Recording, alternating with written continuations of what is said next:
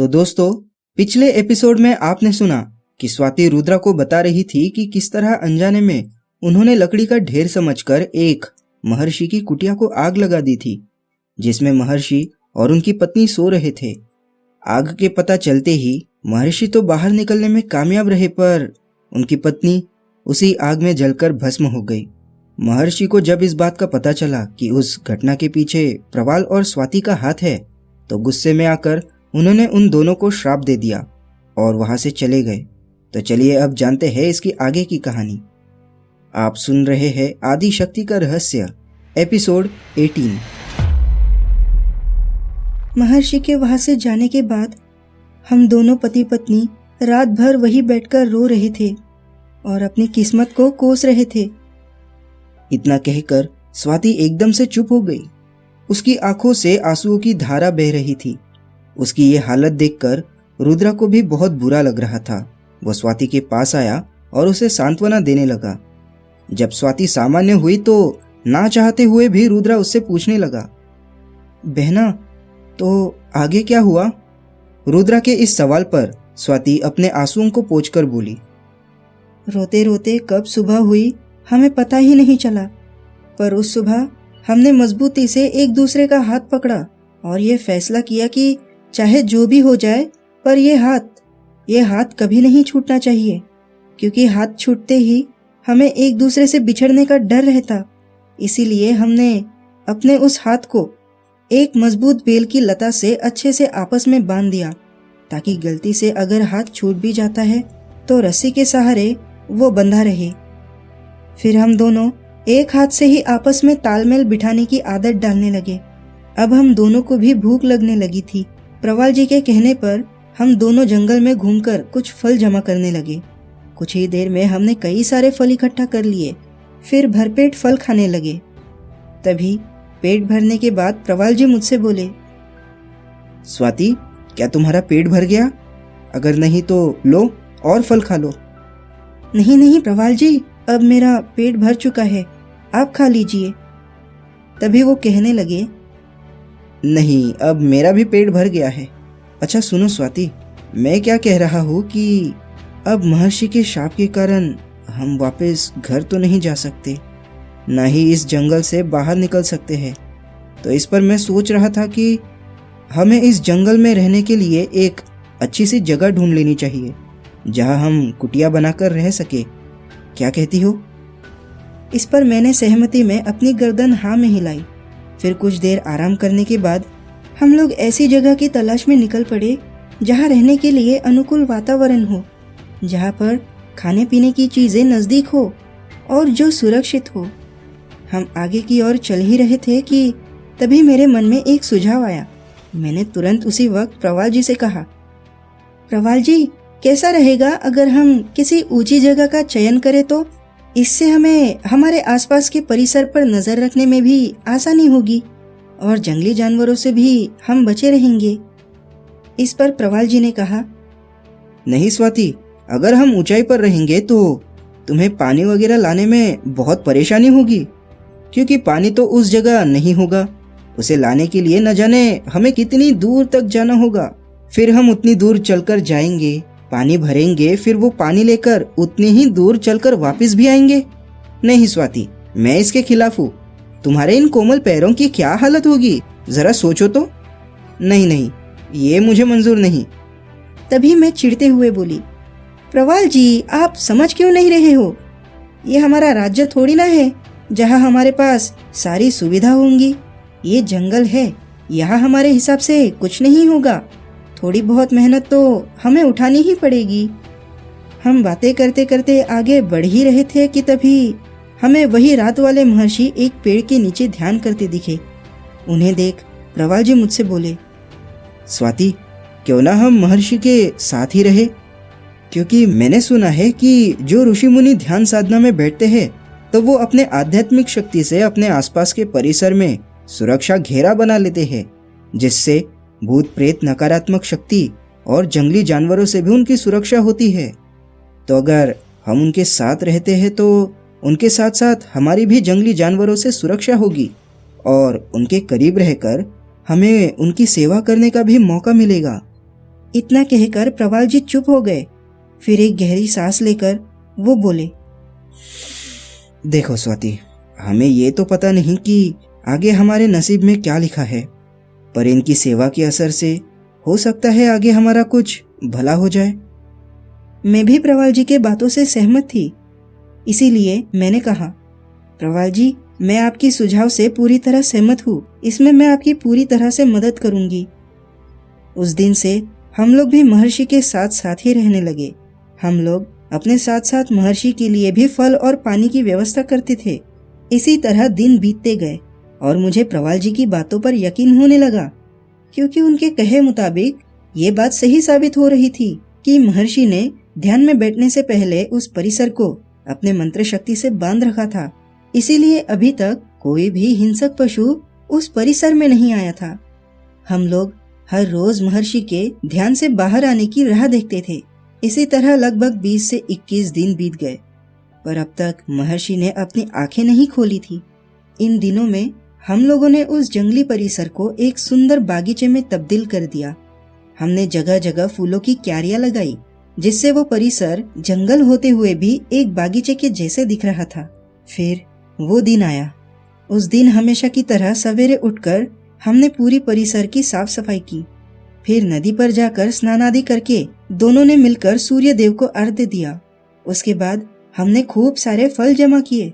उनमें से कुछ फल एक कटोरी में अच्छी तरह से सजाकर महर्षि के सामने रख दिए और करीब ही एक पेड़ की आड़ में महर्षि को देखने लगे। तभी अचानक महर्षि ने अपनी आंखें खोल ली। लगभग 21 दिन बाद वो आंखें खोल रहे थे।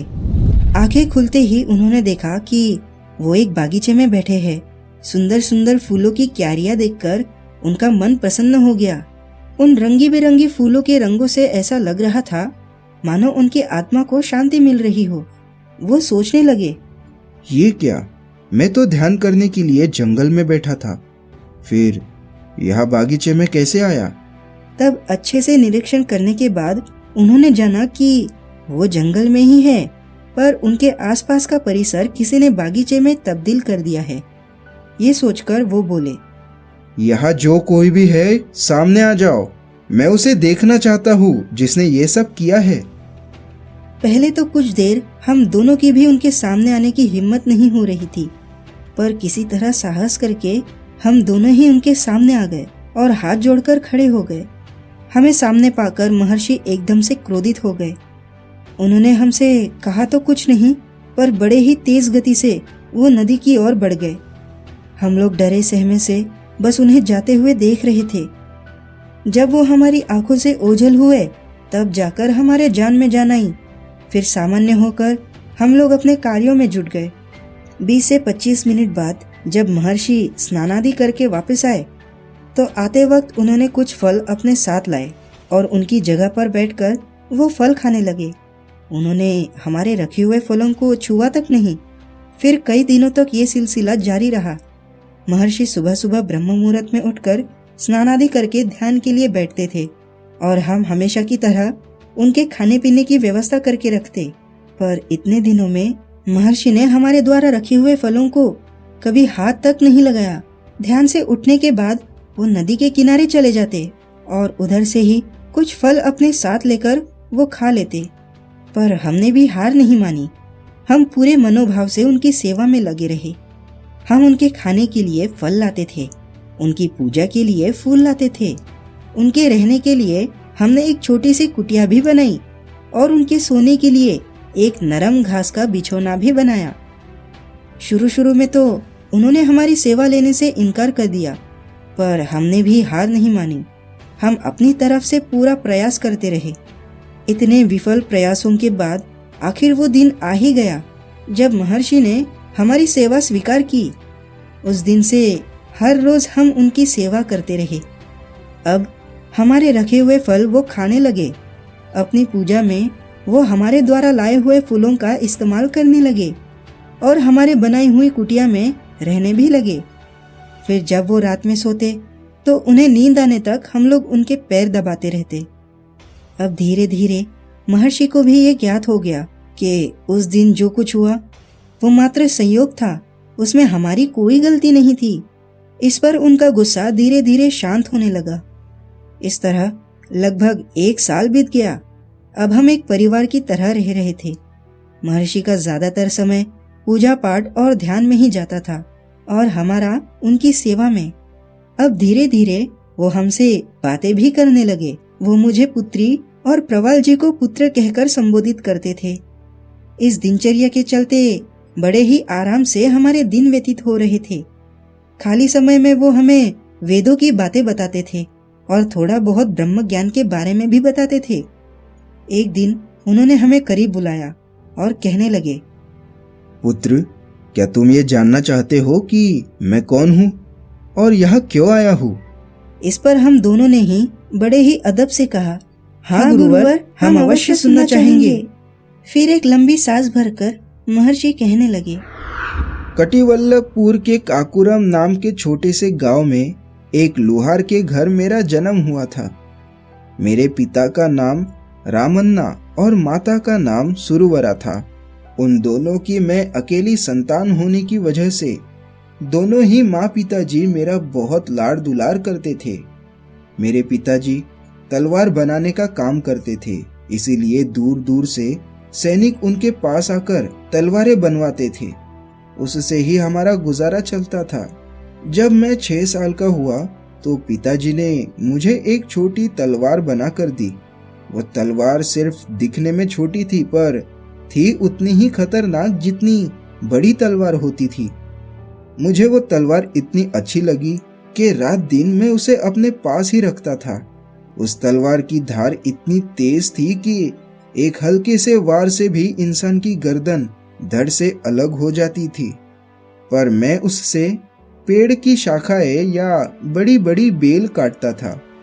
दिन भर मैं इसी तरह पेड़ की टहनियों को ही अपना शत्रु समझकर उन्हें काटते रहता। मुझे इस खेल में बहुत आनंद आता था।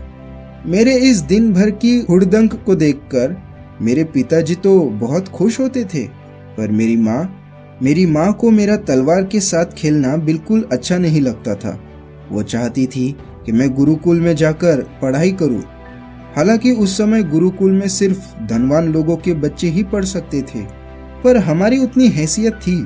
मेरे पिता को तलवार बनाने के काम में अच्छा खासा धन मिल जाता था।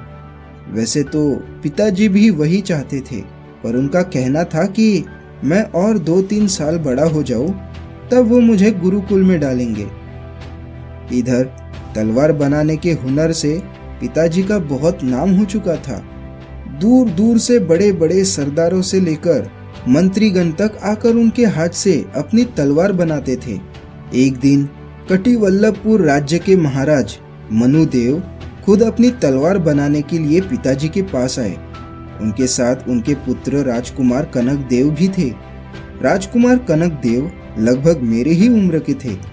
जब महाराज पिताजी से बातें कर रहे थे, तब मैं वही अपनी तलवार के साथ खेल रहा था। मेरी छोटी सी पर असली तलवार को देखकर राजकुमार मेरे पास आए और कहने लगे, मित्र, क्या मैं तुम्हारी तलवार देख सकता हूँ? मैंने बिना हिचकिचाए अपनी तलवार उनके हाथ में दे दी। तलवार हाथ में आते ही वो तलवारबाजी के पैतरे दिखाने लगे। महाराज और मेरे बाबा दूर से ही ये सब देख रहे थे। अपने पुत्र के तलवारबाजी के पैतरे देख महाराज भी बहुत खुश हो गए। तब उन्होंने अपने खुद के तलवार के साथ साथ राजकुमार के लिए भी एक छोटी तलवार बनाने के लिए कहा। 8 दिन बाद जब दोनों तलवारें बन गई तो राजकुमार ने अपनी छोटी तलवार हाथ में ली और वो मेरे पास आ गए।